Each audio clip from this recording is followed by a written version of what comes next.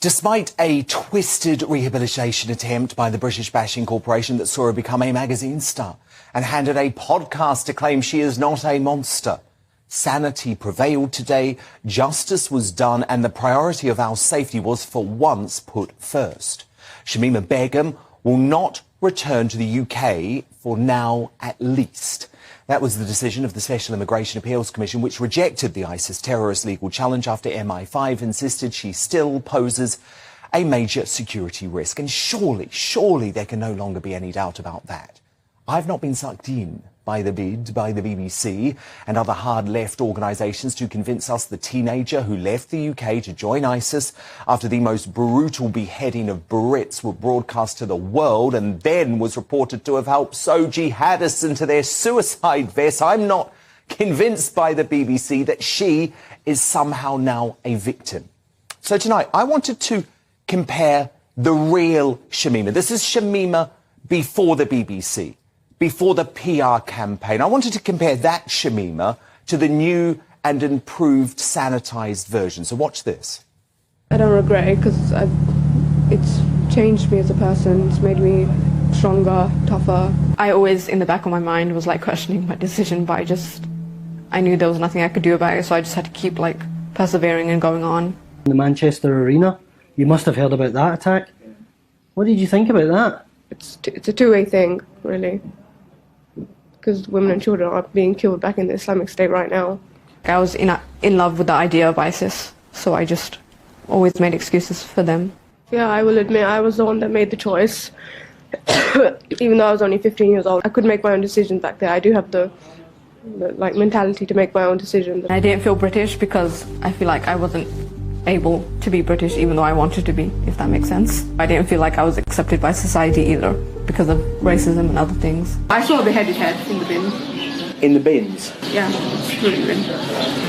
What was that like when you first saw that? These are the heads of captives? Yeah, didn't faze me at all. I'm not a bad person. I'm not this person that they think I am being perceived as in the media. You know, I'm just so much more than ISIS, and I'm so much more than everything that I've been through.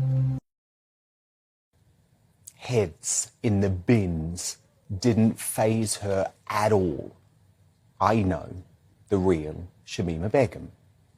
No wonder Sajid Javid, the Home Secretary who made the decision, publicly declared he was convinced that keeping her out of the UK is the correct one.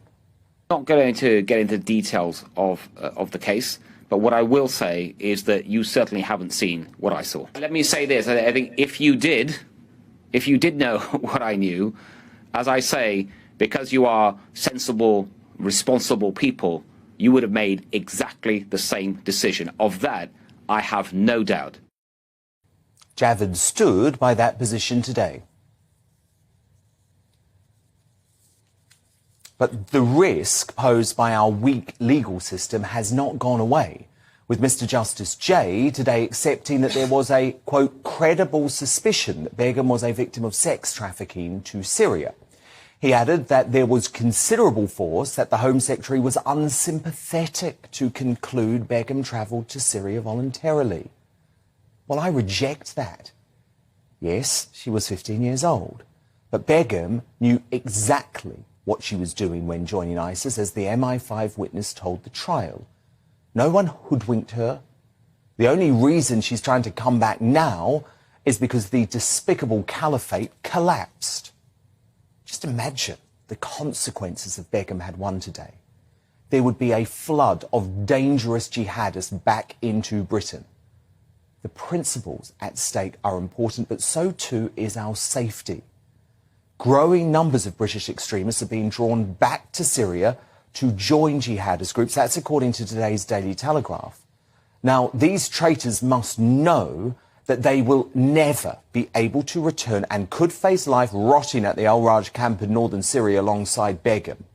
Though they deny it, Begum, and I feel sick about this actually, she's still using our so-called public service broadcaster to spread her propaganda, with the latest episode of her sick podcast this week continuing her futile bid for rehabilitation, expecting sympathy from us for the fact she fled with friends who went on to lose their lives.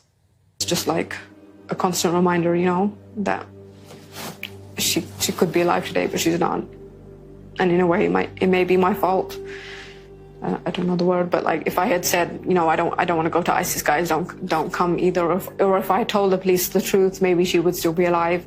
You know, maybe we would have never gone to Syria. Maybe they would have never spoken to me again because they would see me as a snitch, but they'd still be alive. And that would be enough for me. Diddums. Because what about the victims of the Manchester Arena bombing? What about Alan Henning and David Haines? Begum doesn't give a damn about them. She never talks about them.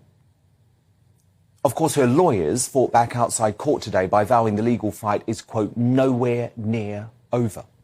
But the Home Office insisted the government's priority remains maintaining the safety and security of the UK, and we will robustly defend any decision made in doing so. They must, because any return by Shamima Begum marks a clear and present danger to Brits.